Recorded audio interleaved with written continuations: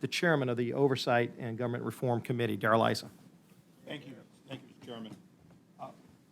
Thank you, Mr. Chairman. And phony scandals is the subject du jour.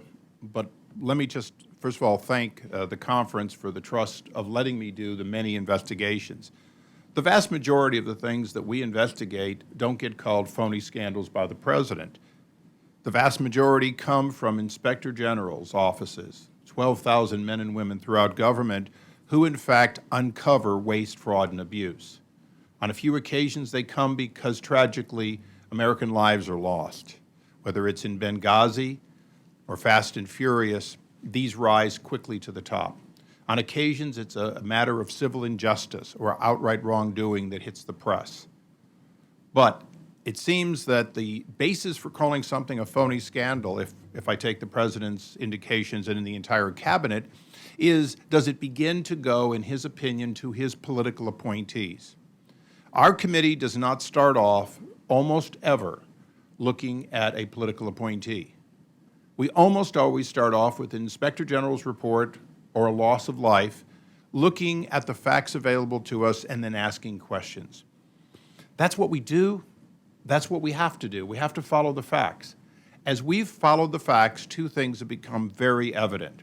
This administration will say, no, you don't have a right to that discovery for any number of reasons. We've even been told to put in a Freedom of Information Act request, the kind of things that, that many of our groups listening today get told no when they ask. We send a subpoena. We even hold a cabinet officer in contempt.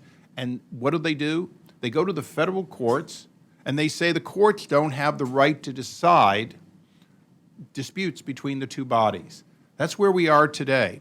Our very liberty of, if the administration will not respect the obligation of Congress to do investigations, and then are told that the courts have no right to decide them, which is where we are with Fast and Furious, we find ourselves going to the public more and more and making the case with what we know and why we know it. And usually with men and women, whistleblowers, who are very much in peril of their jobs and reputations because they come forward with facts that help us.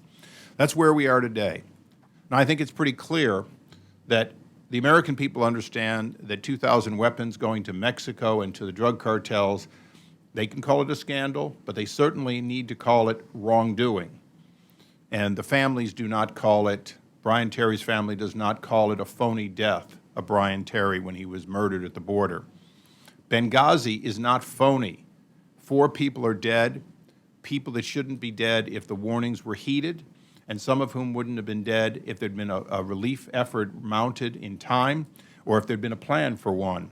And certainly the American people don't think it's phony when they get misled for 10 months in the case of Fast and Furious and week after week in the case of Benghazi. As Senator Toomey said, the IRS is the current scandal. And there's a series of scandals there because the IRS is so dysfunctional that they can't spend right, they can't procure right, and yes, they can't do right by men and women who form organizations to assert their free speech rights. All of that is current at the IRS at a time in which Obamacare is going to dramatically expand the IRS's reach into every American's lives. So I think for all of us, when we look at the IRS targeting people because of what they believe, and we've had sworn testimony that they targeted conservative groups, but no evidence that they targeted progressive groups, and no evidence that any progressive group has been denied or excessively delayed. And when I tell you about Fast and Furious, sometimes, quite frankly, streaming something that's right out of the real world is better than just saying it. So if you could roll the video, I think it says more than I could ever say. But with this endless parade of distractions and political posturing and phony scandals, Washington's taken its eye off the ball. And I'm here to say this needs to stop. What we've seen as time has passed and more facts have become known, whether it's about the attacks in Benghazi and the talking points, or revelations about conduct at the IRS, that attempts to turn this into a scandal have failed. Well, I was very outraged when he made that comment because he knew that my son was a victim of Fast and Furious. And if that's not enough proof for him, well, he can come to Michigan and I'll take him to the cemetery. I says, and him and I can have a conversation about what a phony scandal is. I don't believe him anymore. He's wrong. My son is dead. How could that be phony? I mean, it's wrong. It's not phony. It's not fake. My son is dead, and why is he dead?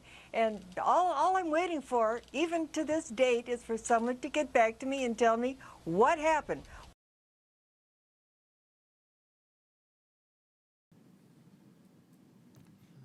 Ladies and gentlemen, we will follow the facts and we will conduct investigations that ask questions. Conclusions will be for others. We will report the facts as we find them. If the President hides those facts, we will still find them and we will report them. And I want to thank you for your support in that effort.